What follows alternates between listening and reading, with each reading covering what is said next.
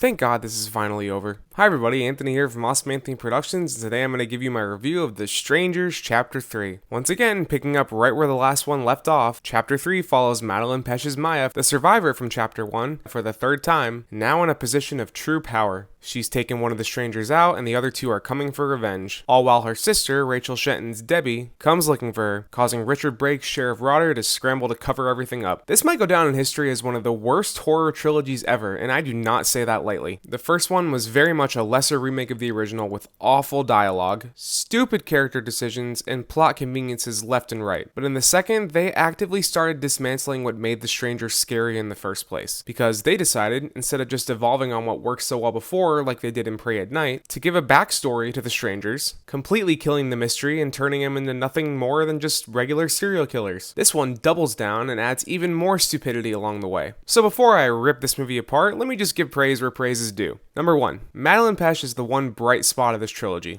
Yes, she doesn't really have any strong material to work with, but man, is she giving it her all, and I definitely have to give her props for that. She really is the main survivor of this trilogy, because for her to make it out of this crap fest, being universally praised as the best one in all 3 movies, that's definitely something. And number 2, this movie can get pretty brutal at times. They definitely up the violence here. And there was a few times where I was actually a little shocked at what I was seeing, purely because the other movies have been so tame in comparison. And I guess for a 2.5, I can give the filmmakers a little bit of credit here for trying to take this series in a different direction in the third movie, even if it is a complete disaster. Okay, now for my complaints.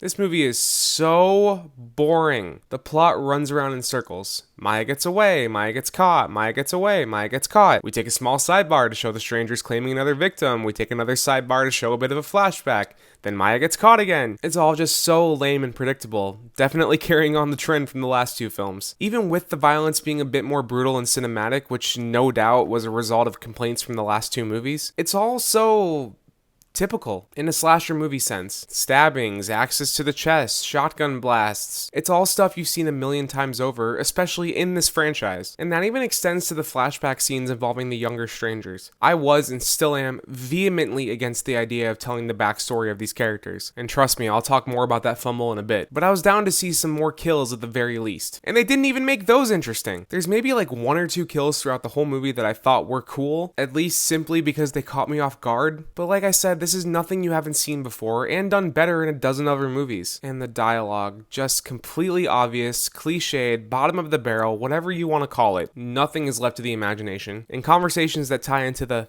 themes at play here are about as on the nose as you can get, especially about spreading the cycle of violence. Speaking of the cycle of violence, let's move on to talking about the story. I guess if I have one small little good thing to say, is that this one actually attempted to have a bit of a story compared to the last 2, with the 2 remaining strangers trying to indoctrinate Maya and turn her into a killer. Please.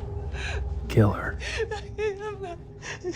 While Richard Brake is struggling to keep his cover up, but even then it's given the most cardboard thin writing possible. The story here is really just a lazy excuse to string all the kill scenes together, which sucks so much because it would have been nice to see this trilogy actually build to something, but it absolutely does not. The small sidebars we have to Richard Brake's character really don't do anything, just kind of distract from the main story with Maya. The flashbacks to the strangers' backstories are a waste of time that really do nothing to explain their motivations or make it worthwhile. It just makes them less scary, and Maya's sister randomly being introduced doesn't serve this story at all. It feels like they wanted someone to come looking for her but had no idea what to do with her, just threw her in to pad the runtime, or they cut her role down to basically nothing in the edit. All of this leads to a shockingly boring climax and ending. Seriously, this movie peaks in the middle, complete with a scarecrow identity reveal that is painfully obvious for anyone who watched Chapter 2. The music here by Justin Burnett is just as cliche and boring as everything else, adding virtually nothing to the movie, as is Rennie Harlin's direction. Outside of a bit more brutality and impact involving the violence, everything here is just dull. And don't even get me started on the conveniences and contrivances here, just like the last 2. Characters teleport, go deaf when the film calls for it, make the dumbest decisions possible, and have absolutely zero survival instinct. There's a scene with characters trapped in an RV where someone locks them in and says, if anyone comes to the door, shoot through the door. And when someone comes, what does the guy with the gun do?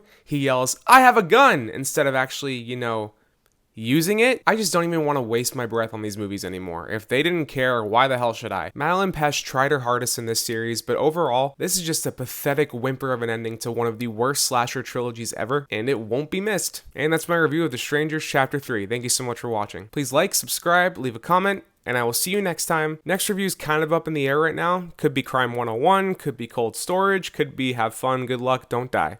See you then.